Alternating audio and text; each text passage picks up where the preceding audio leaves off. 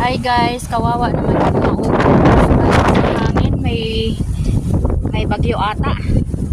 Ayan o, madami pa naman sanang mga bunga. Ayan. Na ano siya, nasira siya sa hangin. Ayan o. Kawawa naman. Dami pa naman talaga sanang bunga. Nakapagluto na nga ako ng isa nito eh. Ayan. Ayan o, ang dami. Ito pa. Kaya lang, sa sobrang hangin o, naawa ko sa kanila. Ayan, ito pa o. Ayan, sana magtagumpay itong mga to.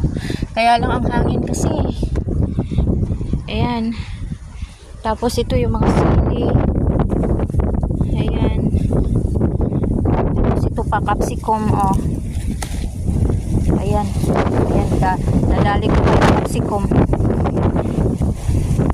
Nakuha ko yung hilaw. Tapos yung atsaro dito guys, tingnan nyo oh. Ano, natumba siya. Ayan. Ay nako. Ang daming atsaro guys, kaya lang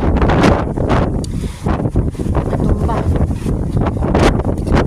Hindi siya inano ng sinasanto ng hangin.